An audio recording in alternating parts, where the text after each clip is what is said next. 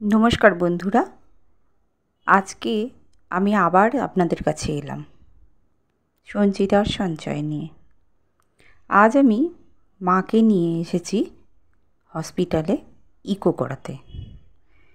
এই हस्पिटालटिर नाम हच्छे जिम्स हस्पिटाल, जेटा आमादेर बाड़िर काछ थेके 15 मिनिट समय लागे। एखानेर परिवेशटा खूबই भालो।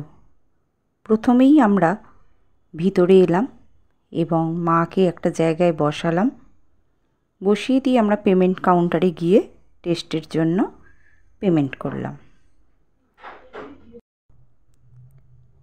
এরপর টেস্টের কাগজটা ডক্টরের কাছে দেখালাম এবং আমার সঙ্গে আমার হাজব্যান্ড গিয়েছিলেন। উনি মাকে ভিতরে নিয়ে গেলেন এবং ডক্টরের সঙ্গে কথা বলে टेस्ट करते निये गेलेन माके। आमरा बाइरे बसे अपेक्षा करते लागलाम। এই টেস্টটা করাতে প্রায় 30 মিনিটের মতো টাইম লাগলো। যেহেতু এটা হসপিটাল, এখানে অ্যাডমিট করা পেশেন্টদেরও টেস্ট করার জন্য অপেক্ষা করতে হচ্ছিল। যাই হোক, এরপর মা বাইরে বেরিয়ে এলে আমরা বেরিয়ে এলাম। বাইরে আস্তে আস্তে আমার একটা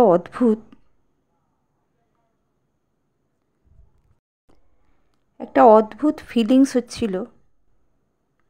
মাকে যখন হাত ধরে বাইরে আসছিলাম তখন বারবারই মনে হচ্ছিল আমি যখন ছোট ছিলাম ঠিক সেই সময় মাও আমার হাত ধরে এইভাবে ডাক্তারখানায় নিয়ে যেত এবং ডাক্তার দেখিয়ে বুকে জড়িয়ে ধরে নিয়ে আসতো যাতে তাড়াতাড়ি সুস্থ হয়ে যাই। আজ আমি নিজেকে খুব ভাগ্যবান মনে করছি যে মা এত এখন বৃদ্ধা হয়ে গেছেন। মাকে আমি আজ হাত ধরে নিয়ে এসেছি ডক্টরের কাছে টেস্ট করাতে। এই ভাগ্য বোধহয় সকলের হয় না। আমার ভীষণই ভালো লাগছিল যে আমি মেয়ে হয়ে মায়ের জন্য অন্তত এইটুকু করতে পারছি, যা অনেকেই সে সুযোগ পায় না। তাই সকলের কাছে আমার প্রার্থনা, যাদের বাবা মা এখনো জীবিত আছেন তাদেরকে দয়া করে অবহেলা করবেন না। কারণ এই জায়গাটা যদি ফাঁকা হয়ে যায় তাহলে আর সেটা কোনোদিনই পূরণ হয় না।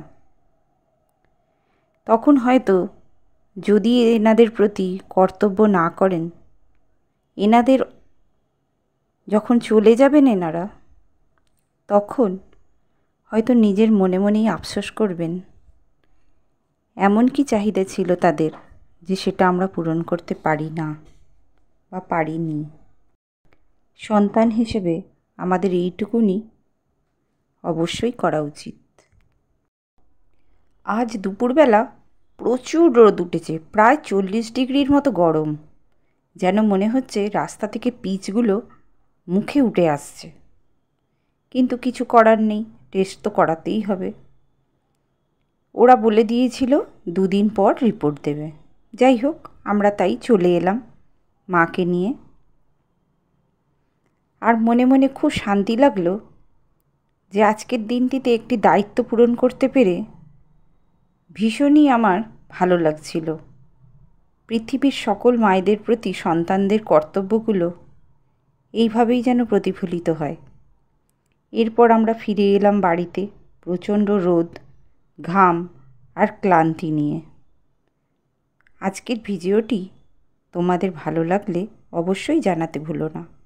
আবার আসবো পরের ভিডিওয়ে। সবাই ভালো থেকো।